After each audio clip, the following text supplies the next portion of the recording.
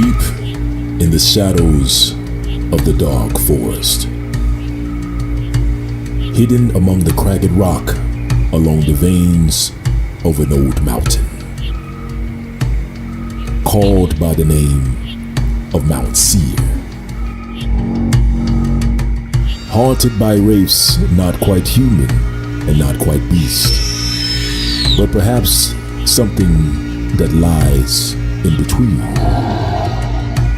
Not descended from the sons of Adam nor the sons of Noah, and rumored to be born of a forbidden union between fallen angels and the souls of men, who produced the Raphaim, the Zuzim, the Imbueds, and last but not least, the Horites, whose seed was mingled with men, spread wide upon the peaks of Mount Seir, and deep in the bowels of a hollow cave.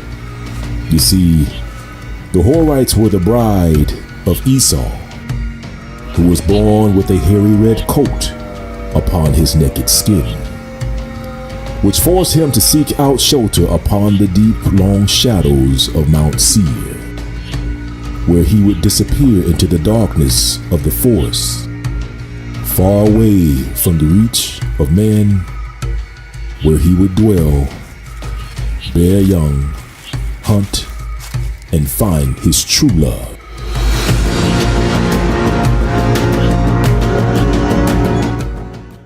If you think about it geographically, Egypt is in the south. Over in the east, in Mesopotamia, was the ancient empire of Assyria. And that's where these reliefs are from, Assyria. Sandwiched in the middle of Assyria, which is now modern-day Iraq, and Egypt was Israel, the nation of Israel. So now they're kind of in the middle of a lot of controversy, and then they were too.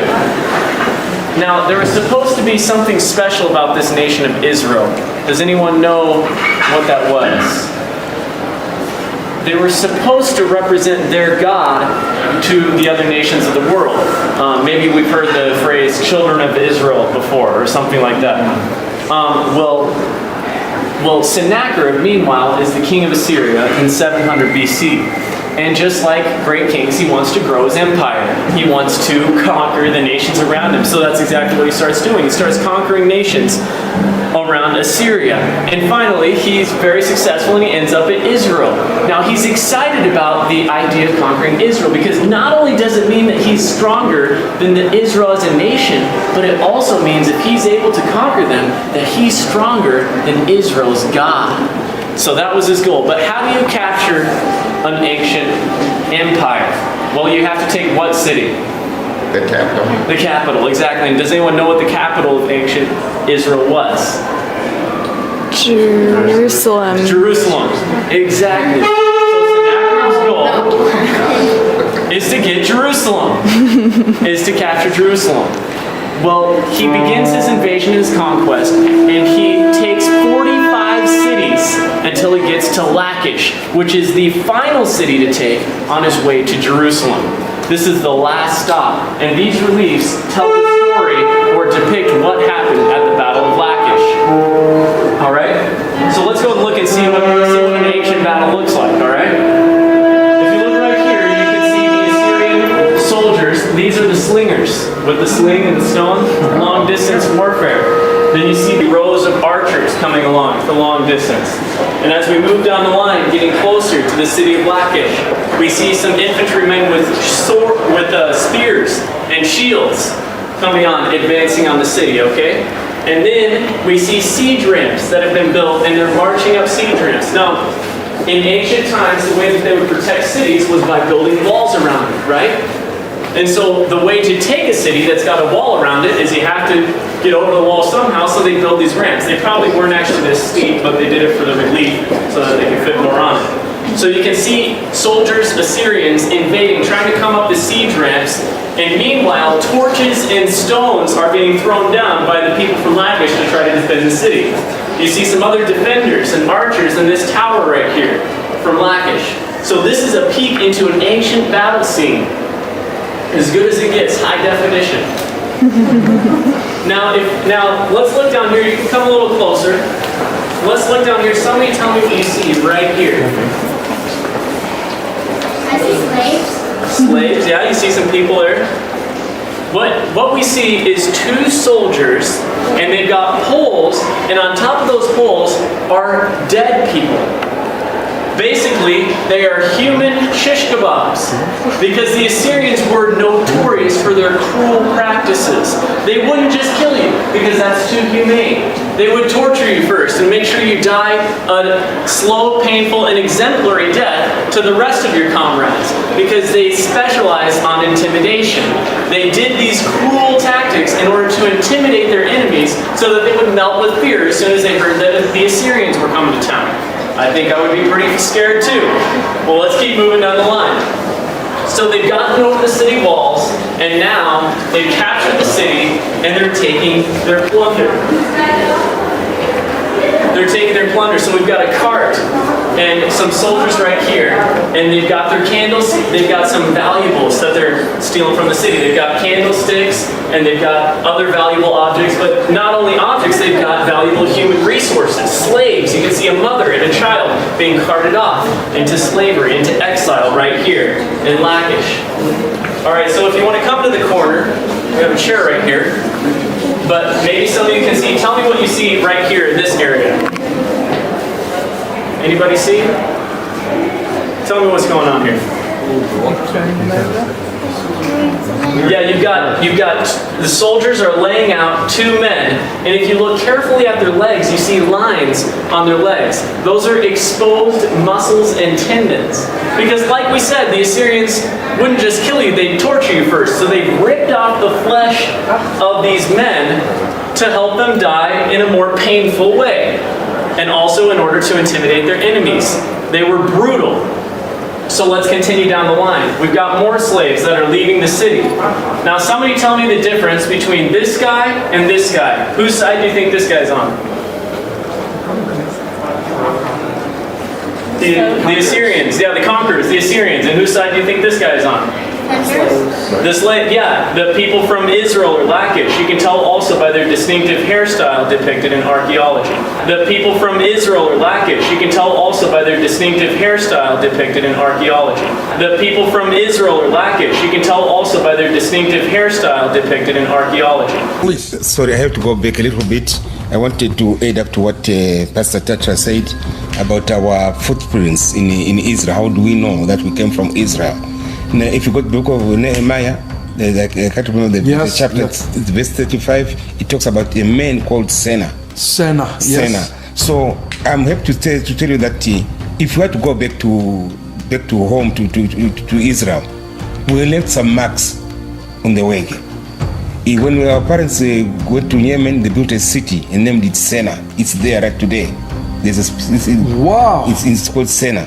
Now, if you go from Senna, they went to Mozambique. If you go to Mozambique, there's a city called Senna in Mozambique. Interesting. If you come here to Zimbabwe, the Great Zimbabwe, it was supposed to be called Senna 4, but only that we are a minority, and our voice was not audible enough to be heard. Wow. Then the other group which crossed Limpopo River in South Africa, they built a city and called it Senna. Even today it's called Messina. It's on the way to South Africa. Now, if you go to Israel, yes, there's a place near the Dead Sea. Yeah. There's a place. It's a city which was to be occupied by the Levites. Okay. Now they were surrounded by the Moabites. Okay. That's where you get a place called Senna also. And on the old map of Israel, there is a place called Lemba. On the old map of Israel, there is a place called Lemba. On the old map of Israel, there is a place called Lemba. I have the map on me here. Interesting. There's a place called Lemba. It's there. Lemba. I have a map there.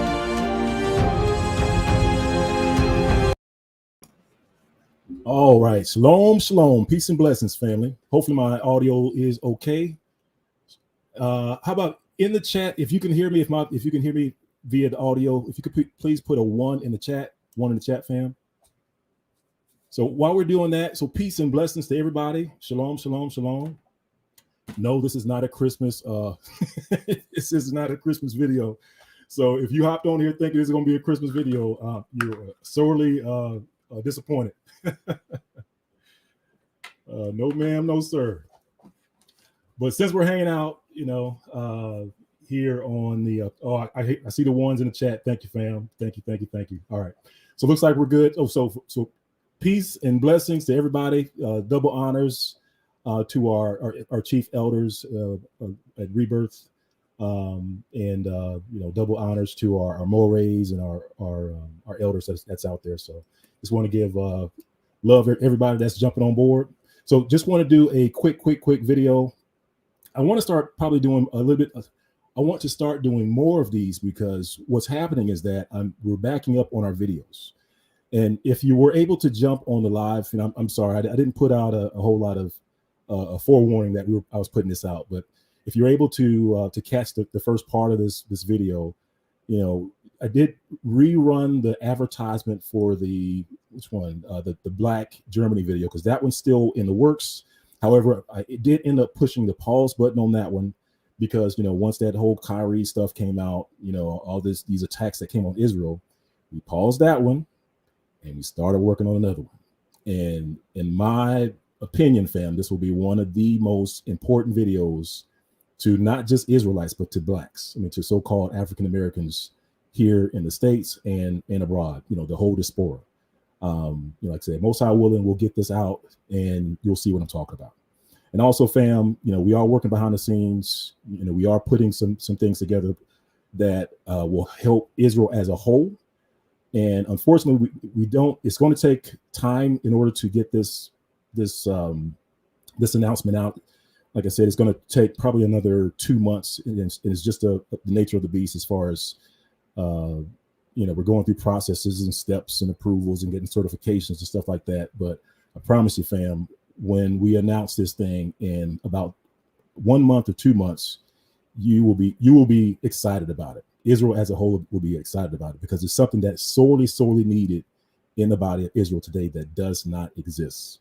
But praise the Most High, He's working through us to get this thing created. So, but more to come through that. I know I'm being cryptic, but I don't want to get ahead of the any announcements and stuff like that. So that being said, fam, let me just switch gears. I'm gonna go back to just recap what we saw, right? So the first video that we saw, the first video clip after the previews that we saw, had to do with Lakesh, right? Now you will see me talk about Lakesh often because Lakesh is one of those pieces of evidence, that was, around during the time of the 600s or 700s, whatever time it came out. This is BC, right? This is BC. That it's a first-hand account of Israel. Not only is it just a first-hand account of Israel, it's a first-hand account of Judah, right? So the Assyrians who are attacking, Lakesh, the city of Lakesh, which is in the territory of Judah, right, on their way to sack Jerusalem, they're stopping off at the city of Lakesh and they are attacking it. They're laying siege to it. They actually conquer the city. They actually pillage the city. And just as that person in the he's actually at the British Museum, because that's where the Lakesh relief is today. If you actually open up a web browser and type in British Museum Lakesh relief, they actually have you can actually go through it online. I mean, they have some high definition pictures. So I really encourage anyone that's not familiar with the Lakesh relief to check it out. That's the British Museum Lakesh relief. And the importance of this, because it actually proves a couple of things, right? One, it proves that the Bible is real, because Lakesh is mentioned in the Bible during the time of Hezekiah. So Hezekiah was the king of Judah at the time when Sennacherib, king of Assyria, was getting ready to come against Jerusalem, and he stops off at the city of Lakesh, and he starts destroying the city of Lakesh. And when you read in the Bible, this is where he sends messengers to King Hezekiah, telling him, "Hey, I'm coming." Kind of like Deion Sanders, "I'm coming," right? And Hezekiah goes before the Most High. He prays, and the Most High intervenes on Israel's behalf. But one of the most important things that happens out of this is that once Assyria goes back home, they create this relief, this stone monument to commemorate, their victory. And of course, like as you heard at the top of this video, it depicts the entire siege, in chronological order. It also shows the people of Judah in high definition, as the tour guide said, high def, HD, high def. And as you can see, they have nappy, woolly hair. I mean, literally, these guys look like Kyrie Irving, like straight up. And that's why I tell people, it's like, if anyone's going to claim to be Judah, they have to look like the people on the Lakesh relief. You can't have any long hair. You can't look like Cesar Borgia, right? You have to look like the people that are on the walls in the city of Lakesh, right? And in particular, the people with beards. Because I have seen some naysayers will say things like, "Oh, well," they'll say, "No, well, these people are the people of Judah on Lakesh." And of course, they'll point to somebody else that's in the picture that has their head covered so that you can't see their nappy, woolly hair. The problem with that is that the people that they normally point to don't have beards, so they're not Hebrews, right? So checkmate on that. But not only do they have the Lakesh relief, which shows how the people of Israel, in particular the people of Judah, looked that day, back in BC time, 600 BC, 700 BC. But they also have the archaeological site, having a hard time pronouncing that word, where there is a mass grave site. So as the tour guide said, there were mass deaths, a lot of killing that occurred at that site. So guess what? There is a mass grave site at that site as well. And they've also run analysis on the skulls, on the remains at that archaeological site. And the results of that was that, hey, these people are, I quote, Egypto-Nubian, right? Egypto-Nubian, which means that those people are the phenotype of those people is synonymous or similar to the people that's in South Egypt, right? Close to Nubia, right? And you can't get no blacker than that. So that's why I say that the Lakesh relief poses a problem for so many people that try to make it seem as though Israel isn't a dark-skinned, melanated, African, nappy-headed, woolly-headed people. The Lakesh relief causes all kinds of issues with that. And then here come the Lemba, all right?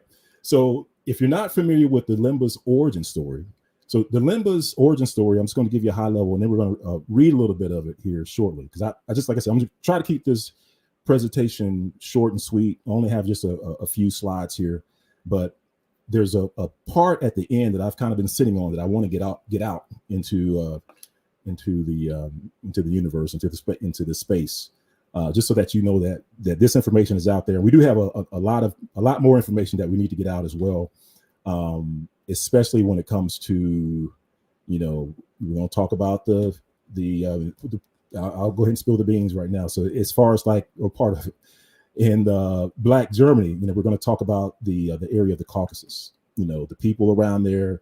There's some shocking things of that area that you will be surprised. We'll just leave it at that. But as far as the Lemba are concerned, the history of the Lemba, or the oral tradition of the Lemba, was that they were part of the people that were led away captive by Nebuchadnezzar to Babylon, right? So in the scriptures, we read about that, Babylon coming to Jerusalem, sacking Jerusalem. They took Jeconiah, which was the prince of Judah at the time, back to Babylon, along with the other princes and nobles and his countrymen. They took him over to Babylon, and of course they stayed over there. And then once, I think after 70 years or so, then they came back out of their captivity over to Jerusalem, and they rebuilt the walls and stuff like that. So that is the history or the oral tradition of the Lemba, but it doesn't stop there. So their oral history is that once they came back to Jerusalem, they were part of the guys that rebuilt the walls and rebuilt Jerusalem, right? And they were living there for a time. But then here comes Ezra. And so, of course, you have the book of Ezra, and we're going to read that as well. But Ezra then goes and talks about, hey, you guys have married these strange wives. We are sinning. You guys have to divorce and get rid of these strange wives so that we can get closer to the Most High, right? And turn back to the Most High. And according to the Lemba's oral tradition, this is where some of their brothers and sisters decided not to divorce their strange wives. Instead, they chose to leave, right? So what we're going to do is that we're going to take a look to find out where exactly did they leave. And yes, we can find out where exactly that they went to. So with that being said, let's go ahead and let me see if I can go over to the presentation. So this is my first time doing a live using StreamYard, so hopefully there won't be any hiccups. So, hey fam, can you see the PowerPoint presentation? Put a 1 in the chat if you can see the PowerPoint presentation, fam. Just gonna pause for a moment, give me something to drink. All right, I want to read through some of this with you. Okay, let's see if I can exit full screen. Okay, thank you, fam. All right, so it looks like we can see it. All right, so slide 1. So this is just going to kind of recap what I just talked about as far as the Lemba oral tradition. So it says the Lemba unequivocally believe that they are direct descendants of Jewish exiles who returned from Babylon. There is a record of the sons of Senna, 3,930. Whew. That's a lot of people, fam. And we'll talk about that. In the Old Testament, in Ezra 2nd chapter, verse 35, and Nehemiah 7th chapter 7, verse 38. And it says, Parfet has located a city in modern Yemen called Senna, which the Lemba believe is their ancestral home. All right. So if Tudor Parfet, if you guys, I'm sure most of you guys are familiar with Tudor Parfet, and he has confirmed a lot of this history that the Lemba of the Lemba oral tradition, using archaeology as well as DNA. But that's a story for another day. So for today, we're focusing on the location of the Lemba. That's what we're going to do. We're going to focus on the location of the Lemba. So we mentioned Nehemiah chapter 7. So let's go to Nehemiah chapter 7, and let's start at verse 6. And so this is just to get just to kind of set the scene as to what's happening in Nehemiah. So remember, the children of Judah were taken away captive by Nebuchadnezzar. And now that the time of the captivity is over, they're coming back to Jerusalem to rebuild the city, to rebuild the walls. And this is kind of like where Nehemiah chapter 7 picks up. So let's start at chapter 6. It says, these are the children of the province that went up out of the captivity, of those that had been carried away, whom Nebuchadnezzar, the king of Babylon, had carried away, and came again to Jerusalem and to Judah, everyone unto his city. All right. And then we're going to drop down to verse 38. And for this, I want to point out or highlight the number of the children of Senna. So you'll see it says the children of Senna, 3,930. So you can pretty much round it up to 4,000. And now the significance of that is that if you take the time to go through this list, if you look like, let's take for example the next few verses. Let's see, and just catch the numbers of these families. It says 973, or verse 40, 1,052. The next one, 1,247, right? And if you can go up, you can go down. But one of the things that you'll find out is that this family of Senna was the largest family that came out of captivity. The family of Senna, which is the family of the Lemba, are the largest family that came out of captivity. Now, fam, I always invite you to check my math on that. So if you ever get a chance, go and check out, this verse of, Nehemiah 7 verse, and just kind of read the whole thing and just take a look at the number of the Lemba, or of these families that's coming out, and you'll see that Senna was the largest family coming out. And sure enough, this is where the Lemba come from. So let's keep going here. So let's go to Ezra chapter 9. Now, this is starting to get into when, Ezra, he's realizing that there's a sin that's occurring because, the children of Judah, children of Benjamin, the Levites, they're taking these strange wives and they're marrying people that they shouldn't. And so he wants to address it because it's sin in the camp. And there's sin in the camp. Forgive me, I'm kind of looking over at the chat. But there's sin in the camp, and he wants to take care of it or address it. So let's take a look at Ezra chapter 9. Let's start at verse 1. And it says, "Now when these things were done, the princes came to me saying, the people of Israel and the priests and the Levites have not separated themselves from the people of the lands, doing according to their abominations. Even the Canaanites and the Hittites, the Perizzites, the Jebusites, the Ammonites, the Moabites, the Egyptians, and the Amorites." Verse 2, "For they have taken of their daughters for themselves and for their sons, so that the holy seed have mingled themselves with the people of those lands. Yea, the hand of the princes, and rulers have been chief in this trespass." So basically, they're saying the princes and the rulers were the worst offenders. So they were the ones that were really marrying, these foreign, strange wives, right? That had to be divorced. And according to the Lemba, this is when their forefathers decided to pull up the stakes from the tents, throw up the deuces, and they was like, we can't do that. We're out. So the Lemba leave. They kind of fade off into history. We don't really, we don't see them after this, right? Or at least we thought so. That's what we thought. However, this is where we find the Lemba.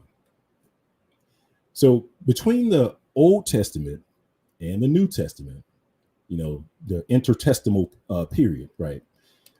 This is when the Apocrypha, the books of the Apocrypha take place, right? And during that time is the time of the Maccabees, right? If you guys are Marvel fans like I am, and in Marvel, of course, you had the Civil War, right? And so just like in Marvel, in Judah had a civil war, and it was basically the Greeks against the Jews. This is why when you get over to the New Testament, it says there's neither Jew nor Greek. Essentially, they're referring back to this civil war that just occurred. It was a major civil war where thousands of people were killed or died on each side, right? This was a major thing that occurred that, unfortunately, most Christian churches don't talk about. But during this time, it was the time of the Maccabees. So you can see on your screen, I pulled this up. This is from the Encyclopedia Britannica.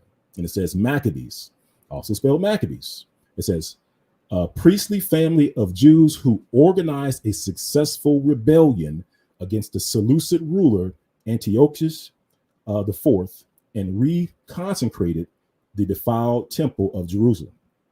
So this is kind of where you have the Feast of Dedication come from, right? Where the temple, so the temple at the time in Jerusalem, they were sacrificing pagan stuff in there, swine's flesh, swine's blood at the temple. They even created or built up a gymnasium of all things, over right. I think it's right next to the temple. So Judas Maccabees, they come in and they cleanse the temple. They tear down all the pagan stuff and they rededicate the temple, right? And so that's where you get the Feast of Dedication, which you also see take place in, you see reference to it by Hamashiach or the Messiah, over in the New Testament as well. But so during the time of the Maccabees, this is when and where we can find the Lemba in Israel, right? So let's see if we can find the Lemba in Israel. And for that, we're going to read a couple of books here. So this book, you can see I kind of cut off the top part of the book, but it says, The Prophet Isaiah by Albert Barnes. And as I keep going, let's read about it. It says, Moab after the exile. And it says, after the exile, intimate connections took place between the Jews, and the Moabites by marriage. And it says Ezra, I believe that's 9, Nehemiah, and I believe that's kind of read those Roman numbers. I think that's 13. And it says these marriages, however, were dissolved by Ezra. We just read Ezra. It says, as being in his view contrary to the laws of Moses. In the time, in the time of the Maccabees, little mention is made of them. And it says, but Josephus, listen, fam, it says, mentions them in the history of Alexander Jannaeus. So Alexander Jannaeus is when and where you can find the Lemba. You can find the Lemba on maps, if you look hard enough, during the time of Alexander Jannaeus, right? Because remember, so the Lemba left Jerusalem, and then after some time, they moved down south through Yemen. But what we're finding out is that when they left Jerusalem, they didn't necessarily leave the area, so to speak, immediately. They kind of moved away, hung out for a little bit, close enough to the city of Jerusalem so that they could benefit from the protection. But then when things got a little heated, then they left. And we know that the Lemba left, of course, before the Messiah shows up, right? And unfortunately, that's why, we do find a lot of our Lemba brothers and sisters don't believe in Messiah, which makes sense because they weren't there when he was there. By the time the Messiah came on the scene, the Lemba were long gone. But coming back to our topic at hand, it says, during the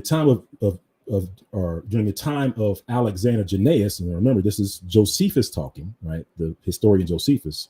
It says Heshbon and Naba, and it says Lemba, and Ornus, and I'm going to mess up some of these names, Elithon and Zara, and it says cities of Moab are mentioned as being in that time in the possession of the Jews, or in the possession of Judah. So during the time of Alexander Jannaeus, the city of Lemba was in the possession of the Jews. Let's read about why this city is in the possession of the Jews. All right, so go to the next page. And so for that, let's pull up the works of Josephus, where it says the antiquity of the Jews. All right, book 8. So the antiquity of the Jews, book 8. This is from Josephus. And let's see, it says, let's go down to number 4. You can see it highlighted there on the screen. It says, now at this time, the Jews were in possession of the following cities that had belonged to the Syrians, Idumeans, and Phoenicians. And it's going to give you a bunch of names of locations and cities, which I'm not going to read, but you're going to see the Lemba, probably 3 lines down. And you'll see Medeba as right next to Lemba. And literally on the map, you'll see Medeba. Yeah, I think I'm pronouncing that right. Next to Lemba. So that's a good way to find out where Lemba is. Find Medeba, right? So let's keep going. This is just another volume or version of Flavius Josephus' works, but you can see it says the same thing. It says, now at this time the Jews were in possession of the following cities and had belonged to the Syrians, Idumeans, Phoenicians, right? Just saying the exact same thing. It just kind of put it in there for emphasis. It says Josephus gives geographical descriptions of Judea, because at this time, the borders of Judea changed. Because remember, Judea was being conquered. They were being conquered. They were being ruled over. So the borders, changed greatly during that time, and which we'll take a look at a quick map here just to give you an idea. So this is what we're going to take a look at is just a map during the time of John Hyrcanus. So during the time of the Maccabees, and you can see, the first thing we wanted to start off is just by showing you the legend on the map. And I highlighted number 3 because we're going to find number 3 on this map. So during the time of John Hyrcanus, it says 134 to 104 BC. Let's take a look at the territory he conquered. So remember, I don't know if you remember or not, but at the beginning of this broadcast, when we were listening to the Lemba elder, and shout out to Moray elder Cohen Hamadishi, he was key in sharing this information. And so what Cohen Hamadishi said is that he said close to the Salt Sea or Dead Sea, there is the city of Lemba. There is the city of Lemba. And so this is what Moray was talking about. So off to the left, you'll see it says the Salt Sea, which is, AKA the Dead Sea. And then you'll see Lemba off to the left. And you'll see a dotted line around Lemba to kind of show you the territory at the time. But it's changing because this is during the time of the Maccabees. And during the time of the Maccabees, you have John Hyrcanus. He's going out and he's reconquering territory for Judah. And excuse me. And what you'll see is that I have if you can locate the Salt Sea or the Dead Sea, right, kind of in the middle, off to the left, off to the right. And then off to the right of that, you'll see a highlighted number 3. And then you'll see Medeba, right? The city that I'm struggling to pronounce. But you'll see Medeba, right? This is where you can find Lemba. This is where Lemba was located. And as you see, where it says 3, so remember, John Hyrcanus, he retook this territory. So during the time of the Maccabees, John Hyrcanus literally goes through Lemba. He literally goes through the city of Lemba. And you can see all the way down to, you'll see number 5 down here. That's when additional conquests occurred. But one of the first things that John Hyrcanus did, he went to Medeba and Lemba. But let's take a look. I'm going to show you a map. This is just another version of what we just saw. And you can see one of the things I don't show here are the borders of the tribes, right? So, just know that off to the left, for the most part, where it says Judea, that's where the territory of Judah was. But actually, where it says Mishor, Mount Nebo, Medeba, the plains of Moab, that's one thing I think we should do a lesson about the plains of Moab versus the country of Moab, which is to the south, because I think people get confused about those two things. But we'll save that for another day. But coming back to where it says Mishor, well, the significance about this territory is that this is literally the territory of Reuben. Like, this is where Reuben's territory was on the right side of the Dead Sea. And so Medeba would be in Reuben's territory. But let's keep going because we want to find Lemba on our map. And I know this is one of those blurry maps, so don't try to adjust your eyes. No, it's the copy. And it's not one of those Bigfoot pictures where we can't really get a clear picture of the map. We always use like blurry images. No, we're not going to do that. So here on our next map, we're going to check out Lemba. So I just wanted to show you. I wanted to capture the legend, of this map on the top left hand corner, just so that you can see where it says Philadelphia and it says city not conquered by Janaeus. But this is during the time of Janaeus, right? Because remember, if you want to find the Lemba, go to the time of Janaeus and look to the right of the Red/Dead Sea. And if you look all the way down at the bottom right on this map, you'll see Medeba and you'll see Lemba. The way I keep it straight, fam, is Lemba is usually between two cities. It's between Medeba and it's between Macareus. Right. So that's where Lemba was. And let me zoom in a little bit just so that you can see it better. And remember, this is the territory that John Hyrcanus conquered. He retook this area for Judah. So when the Lemba tell you that they are from the territory of Judah, or they tell you that they're from the territory of Israel, this is what they're talking about, fam. This is what they're talking about.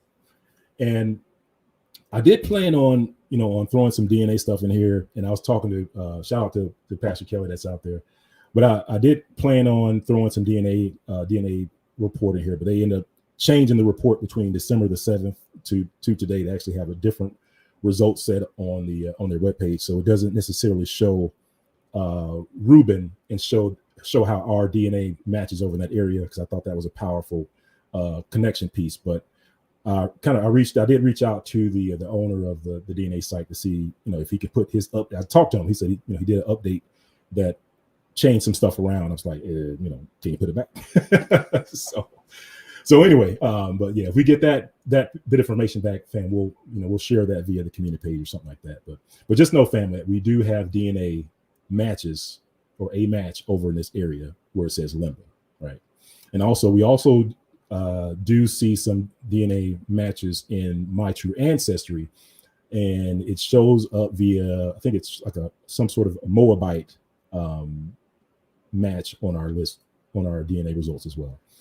But we're not gonna, like I said, we're not gonna touch on that right now. I just wanted to show you where Lemba is located. And this is another map.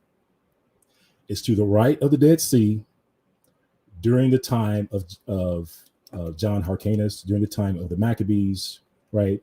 And Alexander Jannaeus. And that's when and where you can find the Lemba.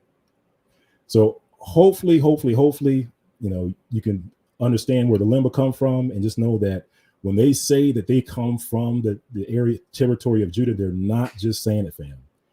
There's literally maps to back up what the elders and what the leaders of Lemba are saying. And not only that, we do have DNA to back it up as well. And not only that, over in the territory of Judah, because remember when we were taking a look at the Lakesh relief, because the Lakesh relief is literally on the other side of the Dead Sea. So you have the Lemba on the right side, then you have the Lakesh relief on the left side of the Dead Sea, and that's where you saw the brothers and sisters with the nappy, woolly hair and the nappy woolly beards. So fam, so that's pretty much it, fam. So hopefully we can do a few more of these. Like I said, I do want to try to get some more information out, just to make sure that everybody in Israel is aware. And like I said, make sure you feel free to make this information your own. Always take what we give you and take it to the next level, because we got a lot of smart brothers and sisters out there that do way better research than I do. So all right, fam. So thank you for tuning in. Like I said, stay tuned. Most High willing, I will have another video coming out. Like I said, it's just taking a long time. Usually, my videos aren't speedboats; they're battleships. And it takes a long time to turn a battleship. You got to do the research, and we have to vet the information that we put out, just so that we can make sure that it stands up to the scrutiny of the public that's out there. So that's what we're doing. We're just taking our time, because it is a touchy subject, and we do know there's going to be some people that's going to have a problem with it. But if we stick to the facts, they're going to have problems refuting what's put out. All right, and you will be shocked. You will be shocked, and you'll be surprised that people are kind of running their mouth against Israel that shouldn't really be running their mouth against Israel. But anyway, all right, fam. Hey, love you. Thanks for tuning in. Thank you for supporting the channel. Please continue to do so. And most High willing, we'll have some additional announcements coming for you here soon. All right. Love you, fam. Stay blessed. Shalom.